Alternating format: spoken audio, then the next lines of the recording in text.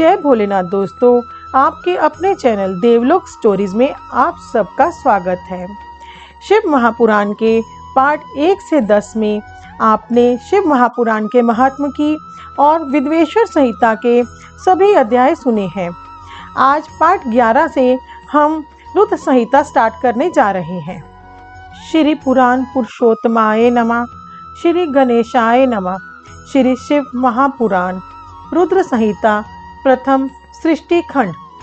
ऋषियों के प्रश्न के उत्तर में नारद ब्रह्म संवाद की अवतारणा करते हुए सूत जी का उन्हें नारद मोह का प्रसंग सुनाना।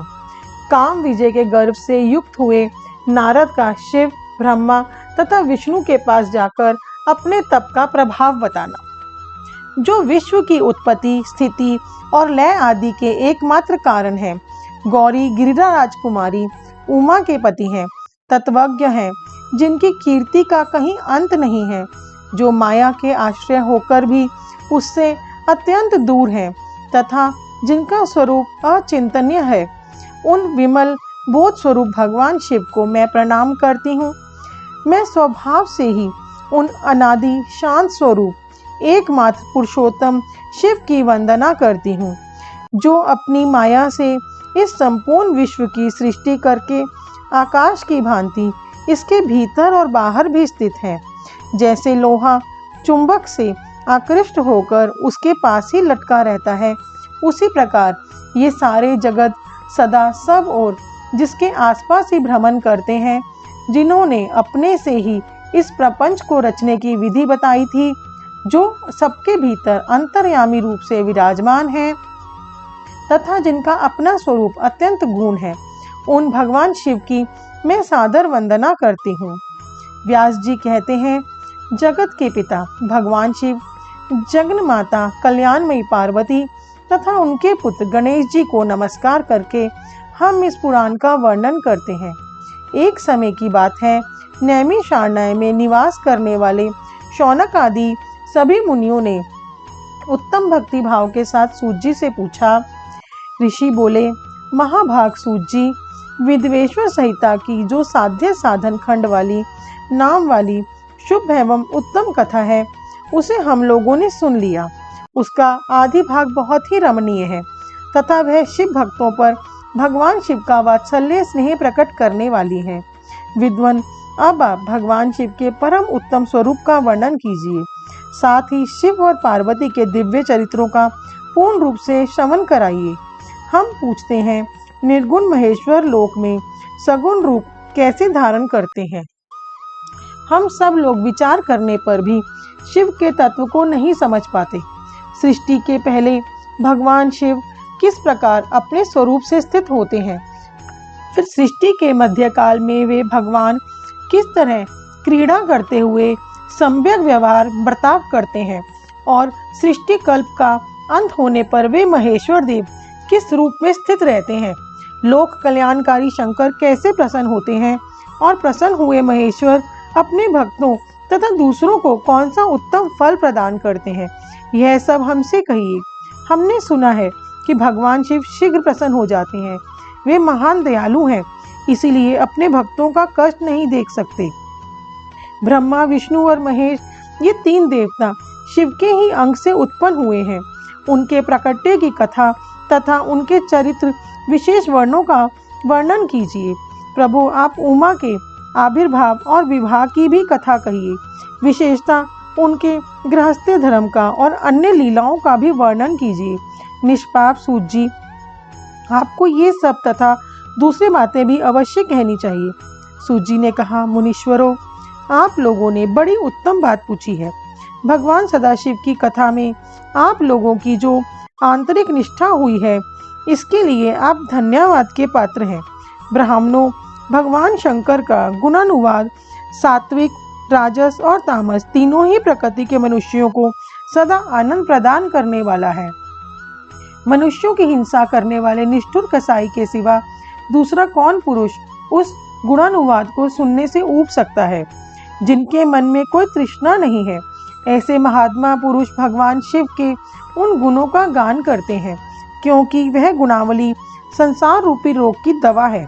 मन तथा कानों को प्रिय लगने वाली और संपूर्ण मनोरथों को देने वाली है। ब्राह्मणों, आप लोगों के प्रश्न के अनुसार मैं यथा बुद्धि प्रयत्न पूर्वक शिव लीला का वर्णन करता हूँ। आप आदर पूर्वक सुने। जैसे आप लोग पूछ रहे हैं उसी प्रकार देवश्री नारद जी ने शिव रूपी भगवान विष्णु से प्रेरित होकर अपने पिता से पूछा था। अपने पुत्र नारद का प्रश्न सुनकर शिव भक्त ब्रह्मा जी का चित्त प्रसन्न हो गया और वे उन मुनि शिरोमणि को हर्ष प्रदान करते हुए प्रेम पूर्वक भगवान शिव के यश का गान करने लगे। एक समय की बात है, मुनि शिरोमणि प्रिवर नारद जी ने, जो ब्रह्मा जी के पुत्र हैं, विनीत चित्त को तपस्या में मन लगाया। हिमालय पर्वत में कोई एक गुफा थी जो बड़ी शोभा से संपन्न दिखाई देती थी। उसके निकट देव नदी गंगा निरंतर वेग पूर्वक बहती थी। वहाँ एक महान दिव्य आश्रम था जो नाना प्रकार की शोभा से सुशोभित था। दिव्यदर्शी नारद जी तपस्या करने के लिए उसी आश्रम में गए। उस गुफा को देखकर मुनिवर नारद जी बड़े प्रसन्न हुए और सुदीर्घ काल तक वहाँ तपस्या करते रहे। उनका अंतःकरण शुद्ध था। वे दृढ़ता पूर्वक आसन बांधकर मौन हो प्राणायाम पूर्वक समाधि में स्थित हो गए। ब्राह्मणों, उन्होंने वह समाधि लगाई जिसमें ब्रह्मा का साक्षात्कार करने वाला अहम ब्रह्मास्मि यह विज्ञान प्रकट होता है। मुनिवर नारद जी जब इस प्रकार तपस्या करने लगे, उस समय यह समाचार पाकर देवराज इंद्र कांप उठे। वे मानसिक संताप से विहल हो गए। ये नारद मुनि मेरा राज्य लेना चाहते हैं। मन ही मन ऐसा सोचकर इंद्र ने उनकी तपस्या में विघ्न डालने के लिए प्रयत्न करने की इच्छा की। उस समय देवराज ने अपने मन से कामदेव का स्मरण किया। स्मरण करते ही कामदेव आ गए।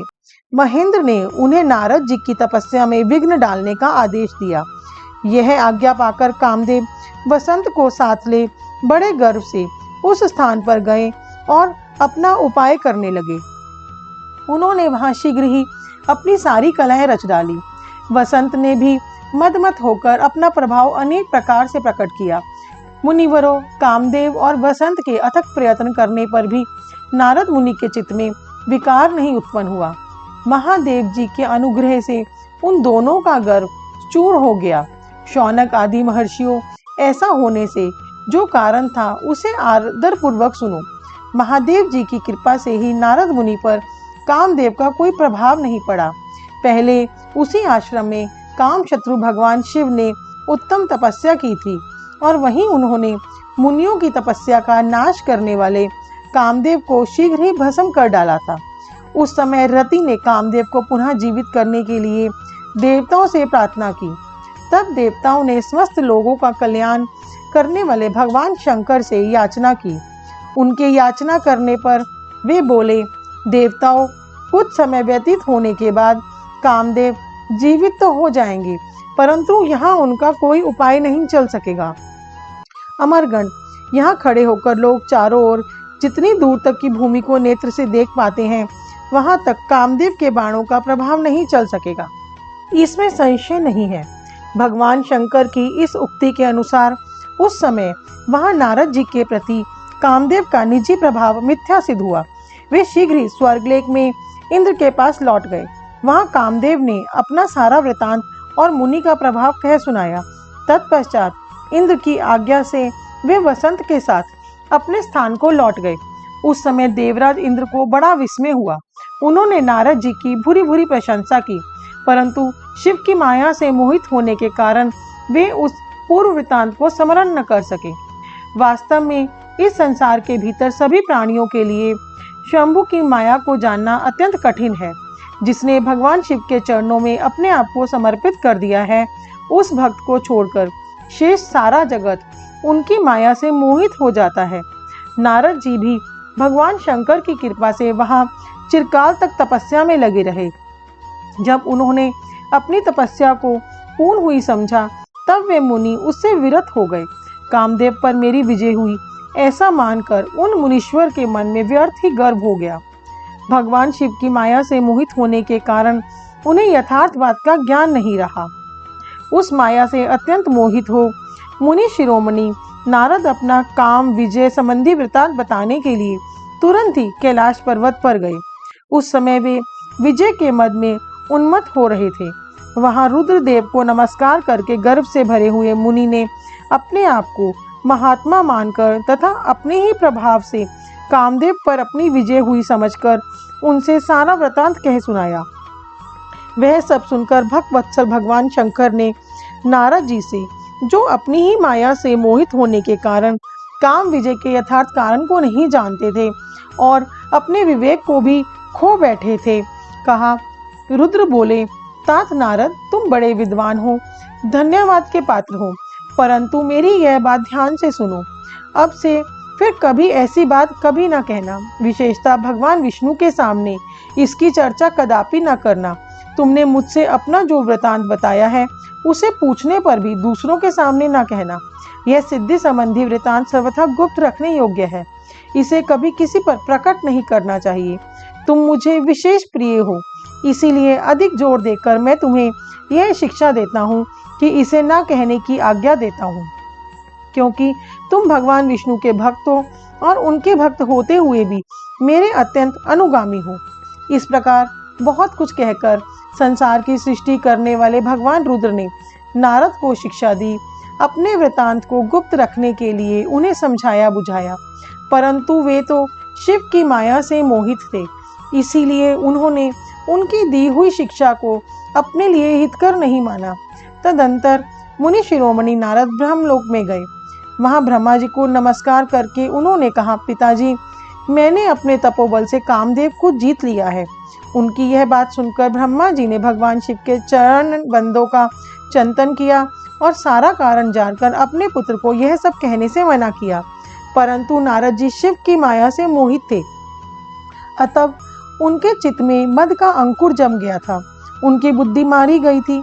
इसीलिए नारद जी अपना सारा वृतांत भगवान विष्णु के सामने कहने के लिए वहां से शीघ्र ही विष्णु लोक में गए। नारद मुनि को आते देख भगवान विष्णु बड़े आदर से उठे और शीघ्र ही आगे बढ़कर उन्होंने मुनि को हृदय से लगा लिया। मुनि के आगमन का क्या हेतु है, इसका उन्हें पहले से ही पता था। नारद जी को अपने आसन पर बिठाकर भगवान शिव के चरणाविंदों का चिंतन करके श्री हरि ने उनसे पूछा, तात, कहाँ से आते हैं? यहाँ किस लिए तुम्हारा आगमन हुआ है? मुनिश्रेष्ठ, तुम धन्य हो, तुम्हारे शुभागमन से मैं पवित्र हो गया। भगवान विष्णु का यह वचन सुनकर गर्व से भरे हुए नारद मुनि ने मद से मोहित होकर अपना सारा वृतांत बड़े अभिमान के साथ कह सुनाया। नारद मुनि का वह अहंकार युक्त वचन सुनकर मन ही मन भगवान विष्णु ने उनकी काम विजय के यथार्थ कारण को पूर्ण रूप से जान लिया। तत्पश्चात श्री विष्णु बोले, मुनि श्रेष्ठ, तुम धन्य हो, तपस्या के तो भंडार ही हो, तुम्हारे हृदय भी बड़ा उदार है। मुने, जिसके भीतर भक्ति, ज्ञान और वैराग्य नहीं होते, उसी के मन में समस्त दुखों को देने वाला काम, मोह आदि विकार शीघ्र उत्पन्न होते हैं। तुम तो नैष्टिक ब्रह्मचारी हो और सदा ज्ञान वैराग्य से युक्त रहते हो, फिर तुम में काम विकार कैसे आ सकता है? तुम तो जन्म से ही निर्विकार तथा शुद्ध बुद्धि वाले हो। श्री हरि की कही हुई ऐसी बहुत सी बातें सुनकर मुनि शिरोमणि नारद जोर जोर से हंसने लगे और मन ही मन भगवान को प्रणाम करके इस प्रकार बोले, स्वामिन, जब मुझ पर आपकी कृपा है तब बेचारा कामदेव अपना क्या प्रभाव दिखा सकता है। ऐसा कहकर भगवान के चरणों में मस्तक झुकाकर इच्छा अनुसार विचरने वाले नारद मुनि वहां से चले गए। अध्याय 3। माया निर्मित नगर में शील निधि की कन्या पर मोहित हुए नारद जी का भगवान विष्णु से उनका रूप मांगना, भगवान का अपने रूप के साथ उन्हें वानर का सा मुंह देना, कन्या का भगवान को वरण करना और कुपित हुए नारद का शिव गणों को शाप देना। सूत जी कहते हैं, महर्षियों, जब नारद मुनि इच्छा अनुसार वहां से चले गए तब भगवान शिव की इच्छा से माया विशारद श्री हरि ने तत्काल अपनी माया प्रकट की। उन्होंने मुनि के मार्ग में एक विशाल नगर की रचना की, जिसका विस्तार 100 योजन था। वह अद्भुत नगर बड़ा ही मनोहर था। भगवान ने उसे अपने वैकुंठ लोक से भी अधिक रमणीय बनाया था। नाना प्रकार की वस्तुएं उस नगर की शोभा बढ़ाती थी। वहाँ स्त्रियों और पुरुषों के लिए बहुत से विहार स्थल थे। वह श्रेष्ठ नगर चारों वर्णों के लोगों से भरा था। वहाँ शीलनिधि नामक ऐश्वर्यशाली राजा राज्य करते थे। वे अपनी पुत्री का स्वयंवर करने के लिए उद्यत थे। अतः उन्होंने महान उत्सव का आयोजन किया था। उनकी कन्या का वरण करने के लिए उत्सुक हो चारों दिशाओं से बहुत से राजकुमार पधारे थे, जो नाना प्रकार की वेशभूषा तथा सुंदर शोभा से प्रकाशित हो रहे थे। उन राजकुमारों से वह नगर भरा पूरा दिखाई देता था। ऐसे सुंदर राजनगर को देख नारद जी मोहित हो गए। वे राजा शील निधि के द्वार पर गए।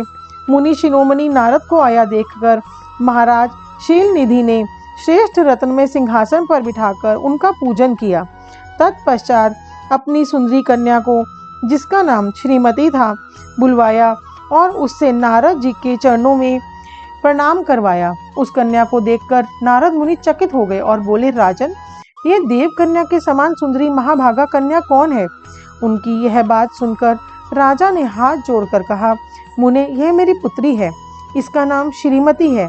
अब इसके विवाह का समय आ गया है। यह अपने लिए सुंदर वर चुनने के निमित्त स्वयंवर में जाने वाली है। इनमें सब प्रकार के शुभ लक्षण लक्षित होते हैं। महर्षि, आप इसका भाग्य बताइए।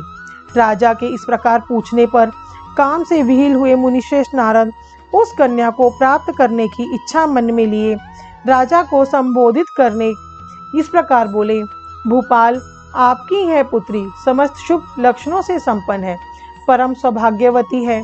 अपने महान भाग्य के कारण यह धन्य है और साक्षात लक्ष्मी की भांति समस्त गुणों की आगार है। इसका भावी पति निश्चय ही भगवान शंकर के समान वैभवशाली, सर्वेश्वर, किसी से पराजित न होने वाला, वीर, काम विजयी तथा संपूर्ण देवताओं में श्रेष्ठ होगा। ऐसा कहकर राजा से विदा ले इच्छानुसार विचरने वाले नारद मुनि वहां से चले गए। वे काम के वशीभूत हो गए थे। शिव की माया से उन्हें विशेष मोह में डाल दिया था। वे मुनि मन ही मन सोचने लगे कि मैं इस राजकुमारी को कैसे प्राप्त करूं।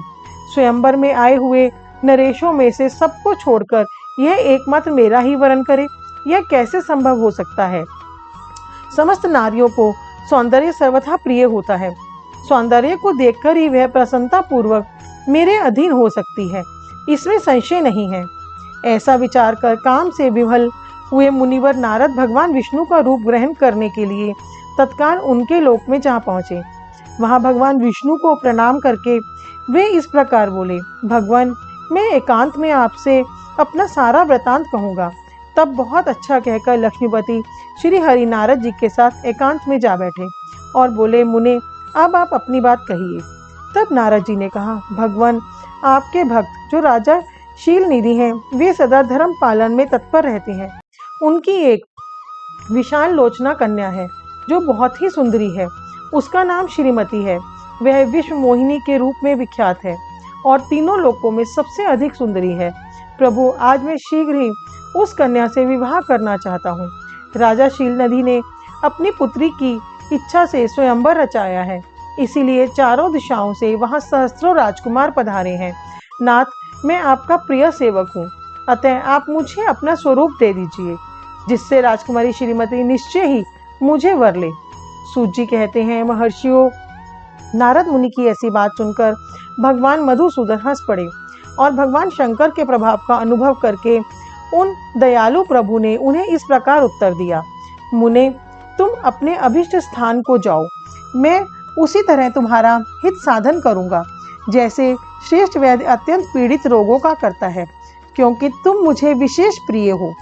ऐसा कहकर भगवान विष्णु ने नारद मुनि को मुख तो वानर का दे दिया और शेष अंगों में अपने जैसा स्वरूप देकर वे वहां से अंतर्ध्यान हो गए। भगवान की पूर्वोक्त बात सुनकर और उनका मनोहर रूप प्राप्त हो गया समझकर नारद मुनि को बड़ा हर्ष हुआ। वह अपने को कृतकृत्य मानने लगे। भगवान ने क्या प्रयत्न किया है, इसको वे समझ ना सके। तदनंतर मुनि श्रेष्ठ नारद शीघ्र ही उस स्थान पर जा पहुंचे जहां राजा शीलनिधि ने राजकुमारों से भरी हुई स्वयंवर सभा का आयोजन किया था। विप्रवरों, राजपुत्रों से घिरी हुई वह दिव्य स्वयंवर सभा दूसरी इंद्र सभा के समान अत्यंत शोभा पा रही थी।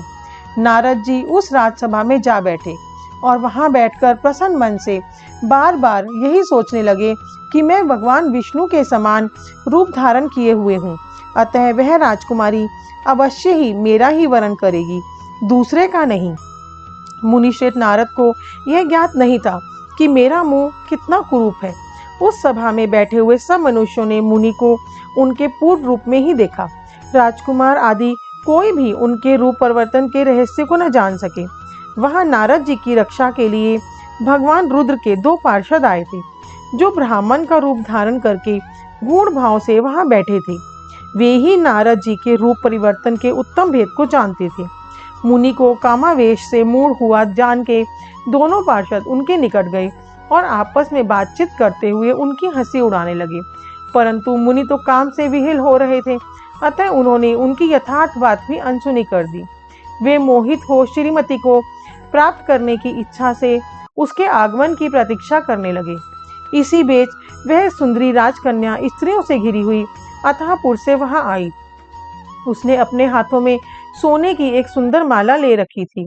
वह शुभ लक्षणा राजकुमारी स्वयंवर के मध्य भाग में लक्ष्मी के समान खड़ी हुई अपूर्व शोभा पा रही थी। उत्तम व्रत का पालन करने वाली वह भूप कन्या माला हाथ में लेकर अपने मन के अनुरूप वर का अन्वेषण करती हुई सारी सभा में भ्रमण करने लगी। नारद मुनि का भगवान विष्णु के समान शरीर और वानर जैसा मुंह देखकर वह कुपिल हो गई और उनकी ओर से दृष्टि हटाकर प्रसन्न मन से दूसरी ओर चली गई। स्वयंवर सभा में अपने मनवांछित फर को न देखकर वह भयभीत हो गई। राजकुमारी उस सभा के भीतर चुपचाप खड़ी हो गई। उसने किसी के गले में जयमाला नहीं डाली। इतने में ही राजा के समान वेशभूषा धारण किए भगवान विष्णु वहां आ पहुंचे। किन्हीं दूसरे लोगों ने उनको वहां नहीं देखा, केवल उस कन्या की ही दृष्टि उन पर पड़ी। भगवान को देखते ही उस परम सुंदरी राजकुमारी का मुख प्रसन्नता से खिल उठा। उसने तत्काल ही उनके कंठ में वह माला पहना दी। राजा का रूप धारण करने वाले भगवान विष्णु उस राजकुमारी को साथ लेकर तुरंत अदृश्य हो गए और अपने धाम जा पहुंचे। इधर सब राजकुमार श्रीमती की ओर से निराश हो गए। नारद मुनि तो काम वेदना से आतुर हो रहे थे, इसीलिए वे अत्यंत विहल होते। तब वे दोनों विप्र रूपधारी ज्ञान विशारद रुद्रगण काम विहल नारद जी से उसी क्षण बोले, हे नारद, हे मुने, तुम व्यर्थ ही काम से मोहित हो रहे हो और सौंदर्य के बल से राजकुमारी को पाना चाहते हो। अपना वानर के समान घृणित मुंह तो देख लो। सूत जी कहते हैं, महर्षियों, उन रुद्रगणों का यह वचन सुनकर नारद जी को बड़ा विस्मय हुआ। वे शिव की माया से मोहित थे। उन्होंने दर्पण में अपना मुंह देखा। वानर के समान अपना मुंह देखकर वे तुरंत ही क्रोध से जल उठे और माया से मोहित होने के कारण उन दोनों शिवगणों को वहां शाप देते हुए बोले, अरे तुम दोनों ने मुझ पर ब्राह्मण का उपहास किया है, अतः तुम ब्राह्मण के वीर्य से उत्पन्न राक्षस हो जाओ। ब्राह्मण की संतान होने पर भी तुम्हारे आकार राक्षस के समान ही होंगे। इस प्रकार अपने लिए शाप सुनकर वे दोनों ज्ञानी शिरोमणि शिवगुण मुनि को मोहित जानकर कुछ नहीं बोले। ब्राह्मणों, वे सदा सब घटनाओं में भगवान शिव की ही इच्छा मानते थे, अतः उदासीन भाव से अपने स्थान को चले गए और भगवान शिव की स्तुति करने लगे। दोस्तों, शिव महापुराण के पाठ 11 में आपने शिव महापुराण की रुद्र संहिता का खंड 1 से अध्याय 1 से 3 सुना है। नेक्स्ट पार्ट में हम आपको आगे के अध्याय सुनाएंगे। पूरी शिव महापुराण सुनने के लिए हमारे चैनल को सब्सक्राइब कीजिए। कमेंट बॉक्स में जय भोलेनाथ लिखना ना भूलिए। हमें इतना प्यार और सहयोग देने के लिए आप सबका बहुत बहुत धन्यवाद।